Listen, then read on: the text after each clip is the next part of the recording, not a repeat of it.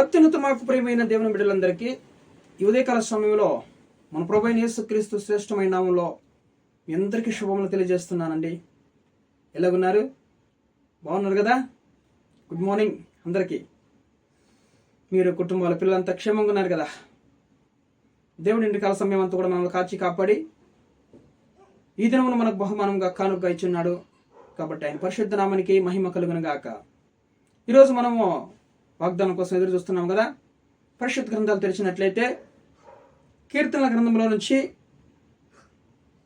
23వ కీర్తన 6వ వచనం. కీర్తనల గ్రంథంలో నుంచి 23వ అధ్యాయము 6వ వచనంలో, నేను బ్రతుకు దినములన్నీ కృపాక్షేమములే నా వెంట వచ్చును, చిరకాలము యెహోవా మందిరంలో నేను నివాసము చేసేదను. Praise the lord. దేవుని నామానికి మహిమ కలుగును గాక. మరి మన కీర్తనకారుడైనటువంటి దావీదు రాజు 23వ కీర్తన రాస్తూ చక్కగా, దేవుడు నాకేమీ కొరవ పెట్టలేదు, ఆయన నాకు తోడునీడగా ఉండి నన్ను క్షేమంగా ఉంచి ఉన్నాడు, శాంతికరమైన జనముల యొద్ద నడిపిస్తున్నాడు. నేను సమస్యల్లో ఉన్నప్పుడు, మరి ఇరుకులు ఇబ్బందులు ఉన్నప్పుడు ఆయన నాకు తోడునీడగా ఉండి నన్ను ఆదరించాడు. నా శత్రువుల ఎదుట నాకు బోధన సిద్ధపరిచాడు, శత్రువులను కూడా మిత్రులు చేసినాడు, నూనెతో నా తల అంటి ఉన్నాడు అంటూ రాస్తూ ఆయన అన్ని కూడా వివరిస్తూ చక్కగా దేవుడు నాకు ఈ మాదిరిగా మేలు చేసినాడని ఈ కీర్తన దేవుని గణపరుస్తూ, దేవుడు నాకు సహాయకుడు, నా కాపరి అంట కీర్తన రాస్తూ చక్కగా ఈ కీర్తన రాయడం మనం చూస్తున్నాం అన్నమాట. చివరికి 6వ వచనం వచ్చేసరికి, నేను బ్రతుకు దినములన్నీ కృపాక్షేమములే నా వెంట వచ్చును, చిరకాలం యెహోవా మందిరంలో నేను నివాసము చేసేదను అంటున్నాడు ఆయన దావీదు. ఎందుకంటే దేవుణ్ణి ఆశ్రయించిన వారికి ఏ మేలు కొరవ ఉండదని చెప్తుంది కదా దేవుని లేఖనాలు. అందుకని దేవుణ్ణి ఆశ్రయించిన వారికి ఆయన కాపరిగాను, ఆయన దేవుడుగాను, ఆయన తండ్రిగాను ఉండి ప్రతి ఇక్కట్లో ఇరుకులు ఇబ్బందుల్లో నుంచి ఆయన మనం విడిపిస్తాడు. దావీదు అదే కాదు అంటున్నాడు, నా తండ్రి యెహోవా నా కాపరి, నాకు లేమి కలగదు, నన్ను సంతోషంగా శాంతికరమైనటువంటి జలముల యొద్ద ఆయన నడిపిస్తాడు, నన్ను పచ్చగల చోట్ల ఆయన నన్ను పొరండ చేస్తాడు. పచ్చగా నా జీవితం పచ్చగా ఉన్నట్లు ఆయన నా జీవితాన్ని, నా కుటుంబాన్ని ఆశీర్వదిస్తాడు. ఆయన నిత్యము దేవుని సన్నిధిలో నా కుటుంబం ఉన్నట్లు ఆయన ఆశీర్వదించి ఉన్నాడు. కాబట్టి నేను శ్రమలు ఇరుకులు ఇబ్బందులు వచ్చినప్పుడు భయపడను, ఎందుకంటే నా దేవుడు నాకు తోడునీడగా ఉంటాడు, నా కాపరిగా ఉంటాడు. ఆయన దుడ్డకర్ర దండము నన్ను ఆదరిస్తుంది, ఆయన దేవుడై నన్ను ఆదరిస్తాడు, ఆయన తండ్రిగా నన్ను ఎప్పుడు కూడా ఆదరించి పోషించే దేవుడు అంటున్నాడు. అందుకని నాకు ప్రతి నిమిషం కూడా కృపాక్షేమములు నా వెంట వస్తూ ఉంటాయి, నేను ఎక్కడికి వెళ్ళినా నా కృపాక్షేమము నాకు ఎదురవుతూ వస్తాయి అంటూ ఆయన దేవుని ఎంత గణపరుస్తున్నాడు, దేవుని పైన ఎంత విశ్వాసం పెట్టున్నాడు. నా తండ్రి ఎటువంటి పరిస్థితులు నన్ను విడిచిపెట్టడు, ఆయన దుడ్డకర్ర దండము నన్ను ఆదరిస్తాయి. శ్రమలు ఉన్నప్పుడు, కష్టాలు ఉన్నప్పుడు, నేను ప్రార్థించినప్పుడు ప్రార్థన ఆలకించి వెంటనే దేవుడు నాకు ఉత్తరం ఇచ్చి దేవుడే అంటున్నాడు, నన్ను కాపాడు దేవుడే అంటున్నాడు. మరి ఏ జన్మనకు ఇలాంటి దేవుడు ఎవరు లేరు కదా. ఇలాంటి దేవుడు మనకి స్వాస్థ్యంగా ఏర్పరచుకున్నందుకు మనం ఎంత ధన్యులు నిజంగా చెప్పాలంటే. ఈ దేవుణ్ణి మనం అంగీకరించినందుకు నిజంగా ఎంతో ధన్యులమి.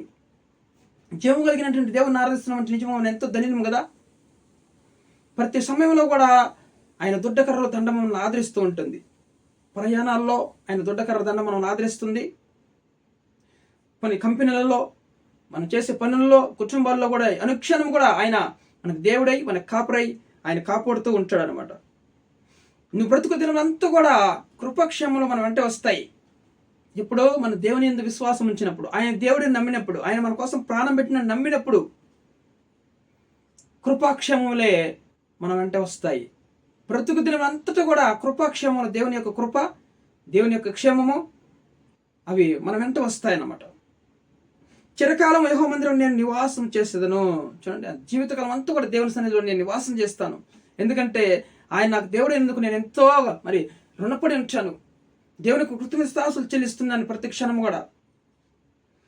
చిరకాలం యెహోవా మందిరంలో నేను నివాసము చేస్తాను అంటున్నాడు ఆయన. కీర్తన గ్రంథంలో రాయబడి ఉంది, ఆయన అంట దావీదునంట జనాలు యెహోవా మందిరానికి వెళదాం రమ్మన్నప్పుడు ఆయనకి ఎంతో సంతోషం కలిగిందంట. ఈరోజు మనకి సంతోషం కలుగుతుందా?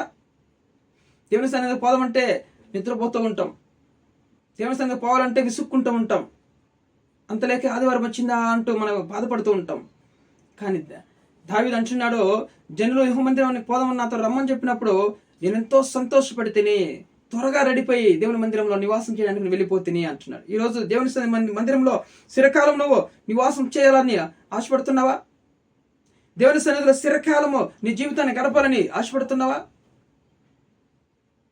కృపాక్షేమములు నీ వెంట వస్తాయి. నేను బ్రతుకు దినములన్నీ కృపాక్షేమములే నా వెంట వచ్చును. ఈరోజు కొంతమంది జీవితాల్లో బ్రతుకు ఎట్లా ఉంటుందంటే భయంకరమైనటువంటి నరకం అనుభవిస్తూ ఉంటారు కదండి. అది బ్రతుకు దినములంతా కూడా ఆ నరక బాధను అనుభవిస్తూ ఉంటారు. ఎందుకంటే దేవుని యొద్దకు రారు, వాళ్ళు వెలుగుని వద్దకు రారు. మన ప్రభు వెలుగై ఉన్నాడు కదా ఈ లోకానికి, ఆయన దేవుడు ఉన్నాడు కదా, ఆయన యొద్దకు రారు. ఎక్కడ చీకటి క్రియలు బయటపడతాయని దేవుని యొద్దకు రారంట వాళ్ళు. దేవుని యొద్దకు వస్తే నీ కృపాక్షేమలు వస్తాయి నీ వెంట జీవితకాలం అంతా కూడా. నువ్వు దేవుని మందిరంలో చిరకాలము నివాసం చేసేదను అని చెప్తావు, నువ్వు వాగ్దానం చేస్తావు, వాగ్దానం నువ్వు సాక్ష్యం చెప్తావు. మరి దేవుని మందిరానికి రావడానికి నువ్వు ఆశపడుతున్నావా, ఇష్టపడుతున్నావా? నీకు కృపాక్షేమాలు వద్దా? నాకు వద్దయ్యా, నా బ్రతుకు దినమంతా కూడా కష్టపోయినా పర్వాలేదు, కానీ నాకు ఆ దేవుడు వద్దని వాళ్ళు ఎంతో మంది ఉంటారు కదా. కానీ ఆయన మనకి సమాధానము, క్షేమం ఇచ్చే దేవుడు, కృపాక్షేమం ఇచ్చే దేవుడు. ఆయన కృప లేకుంటే ఒక్క క్షణం కూడా మనం బ్రతకలేము. ఆయన కృప లేకుంటే ఒక్క క్షణం కూడా మనం బ్రతకలేము. ఆయన కృప ద్వారా ఈరోజు మనం నిలిచి ఉన్నాం. ఆయన కృప ద్వారా ఈరోజు భోజనం చేస్తున్నాం సమృద్ధిగా. ఆయన కృప ద్వారా ఈరోజు మనం ఉద్యోగం చేస్తున్నాం. ఆయన కృప ద్వారానే మనం ప్రయాణాలు చేస్తూ తిరిగి క్షేమంగా గమ్యం చేరుస్తున్నాం. ఆయన కృప లేనిది, ఆయన క్షేమం ఇవ్వనిది నువ్వు క్షేమంగా ఉండలేవు. ఆయన క్షేమం ఇవ్వనిది, మనకి సంతోషం ఇవ్వనిది, మన కుటుంబాల్లో మరి క్షేమం రాదు, సంతోషం రాదు. ఆయన పరలోకం నుంచి ఆజ్ఞ వాళ్ళు నీకు కృపాక్షేములు అంట వస్తాయి. ఆయన సన్నిధిలో మనం నిసరకాల నివాసం చేసేవారు ఉండాలి. ఆయన్ను బ్రతిమాలుకునే వారం ఉండాలి. ఆయన మాట జాగ్రత్తగా వినేవారం ఉండాలి. ఆయన మాట చెప్పినదంతా యావత్తు మనం చేయాలి. ఆయన చేసిన ఎడల కృపాక్షేములు మన వెంట వస్తాయి. దేవుని నామానికి మహిమ కలుగును గాక. ఆయన చెప్పిన యావత్తు మనం చేసిన ఎడల, నిర్గమకాండం 23:22 నా మాట మీరు జాగ్రత్తగా విని నేను చెప్పింది యావత్తు చేసిన ఎడల శత్రువులకు శత్రువుని, విరోధులకు విరోధనగా ఉండి మీ శత్రువుని ఎదుటి నిలవకుండా నేను సంహరిస్తానన్నాడు దేవుడు కదా. శత్రువును సంహరించినప్పుడు, శత్రువును నిర్మూలన చేసినప్పుడు అప్పుడు నీకు కృపాక్షేమాలు నీ వెంట వస్తాయి. హల్లెలూయా. ఒకవేళ దుష్టుడు మధ్యాకాశం అడ్డగించవచ్చు దేవుని యొక్క ఆశీర్వాదాలని, కృపాక్షేమాలు మనకు రానికుండా. దేవుడు ఎప్పుడైతే దేవుని మాటను శ్రద్ధగా విని ఆయన దృష్టికి నువ్వు న్యాయమైనది, యథార్థమైనది, ఉత్తమమైనది చేసిన ఎడల కృపాక్షేమాలు మన వెంట వస్తాయి. దేవుని నామానికి మహిమ కలుగునుగా. మర్చిపోవద్దు. ఉదయకాలంలో ప్రార్థన చేస్తున్నావా? రాత్రికాల సమయంలో కుటుంబ ప్రార్థన చేస్తున్నారా? కుటుంబం కూడి దేవుడు చెప్పింది యావత్తు మనం చేస్తున్నామా? ఆయన మాట జాగ్రత్త విని భయపడుతున్నామా, వణుకుతున్నామా దేవునికి? వాళ్ళనే దేవుడు దృష్టిస్తే వాళ్ళ జీవితాల్లో క్షేమం ఇస్తాడు దేవుడు. వాళ్ళ కృపనిస్తాడు, క్షేమం ఇస్తాడు. బిడ్డలను పోషిస్తాడు, చదువుల్లో తోడునిడిగా ఉంటాడు. నీకు వివాహం కాలేదా, వివాహం జరగనిస్తాడు దేవుడు, ఆజ్ఞాపిస్తాడు. గర్భఫలం లేదా, గర్భఫలం ఇస్తాడు దేవుడు. సమస్యల్లో ఉన్నవా, అనారోగ్యంతో ఉన్నవా, దేవుడిని స్వస్థపరుస్తాడు. కృపాక్షేమం నీ వెంట వస్తాయంట. ఆయన కృప నీకెప్పుడు కాపుదలుగా ఉంటుంది. ఆయన క్షేమము నేను సమాధానకరంగా వస్తుంది. నువ్వు ఆరోగ్యంగా పండుకొని సంతోషంగా ఉదయకాలం లేచి చూడడానికి దేవుడు సంతోషాన్ని ఇస్తాడు, నీ కృపనిస్తాడు దేవుడు. ఆయనకు కృప లేనిది, ఆయనకు సెలవు లేనిది, ఆయన సంతోషం లేనిది, ఆయన క్షేమం నీకు ఇవ్వండి, నీకు ఎక్కడి నుంచి క్షేమం వస్తుంది? పండుకొని తిరిగి ఉదయకాలం లేవగలిగినాడు ఎవడు దేవుని కృప లేకుండా. కానీ ఆయన మందిరంలో చిరకాలం నివాసం చేయాలి. ఆయన కృపాక్షేమం నీ వెంట వస్తాయి. ఆశపడాలి దేవుని మందిరానికి వెళ్ళడానికి, దేవుని స్తుతించడానికి, దేవుని గణపరచడానికి. ఆయన నామాన్ని గణపరిచే వారంగా ఉండాలి. మనం ఆయన నామాన్ని హెచ్చిస్తూ ఉండాలి అనుక్షణం కూడా. ఎందుకంటే అంత గొప్ప దళితులు మనకి ఇచ్చాడు దేవుడు. ఆయన మనందరి కోసం ప్రాణం పెట్టి తిరిగి లేచిన గొప్ప దేవుడు కదా. ఆయనను అంగీకరిస్తే ఆయన నిజమైన దేవుడు అని మనం ఎప్పుడైతే హృదయంలో విశ్వసించి నోటితో ఒప్పుకుంటామో కృపాక్షేమం మన వెంట వస్తాయి. దేవుని నామానికి మహిమ కలుగును గాక. హల్లెలూయా. మరి ఈ యొక్క వాగ్దానం నమ్ముచున్నావా? ఆమేనను. ఈ వీడియో చూస్తే మీరందరూ కూడా సబ్స్క్రైబ్ చేయండి, లైక్ చేయండి, షేర్ చేయండి ఇతరులకి, స్నేహితులకి, అందరికీ. మీ ద్వారా అనేక మంది రక్షించబడతారు.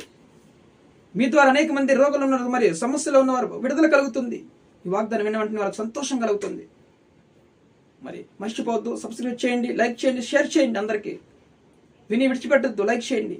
దేవుని నామానికి మహిమ కలుగును గాక. ఈ వాగ్దానం మన అందరి జీవితాల్లో నెరవేర్చాలని ప్రార్థిద్దాం. ప్రభువా మీకు స్తోత్ర వందనాలు. ఈ వాగ్దానం చూస్తున్నటువంటి ప్రతి ఒక్క జీవితాల్లో నాయన కృపాక్షేమం వాళ్ళ జీవితంలో కలుగును గాక యేసునామములో తండ్రి. కృపాక్షేమంలో ఎక్కడికి వెళ్తున్నాను వాళ్ళ వెంట రావాలని, మా వెంట రావాలని ప్రార్థిస్తున్నాం. చిరకాలంలో మీ మందిరంలో నివాసం చేసే బిడ్డలుగా ఆశీర్వదించండి. నిత్యం మీ సన్నిధిలో నిలిచి ఉండే కుటుంబాలుగా మా జీవితాలని, మా కుటుంబాలు ఆశీర్వదించమని ప్రార్థిస్తూ, రోగులు ముట్టి స్వస్థపరచండి, వివాహం కాని వారికి వివాహం తెచ్చేయండి, గర్భఫలం తెచ్చేయండి. ప్రతి ఒక్కరిని కూడా సమస్యలను విడుదల తెచ్చేసిన ఆయన క్షేమం తెచ్చేయండి, కృపాక్షేమాలు తెచ్చేయమని ప్రార్థిస్తూ యేసుక్రీస్తు నామములో అడుగుచున్నాం పరలోకపు తండ్రి. ఆమేన్, ఆమేన్.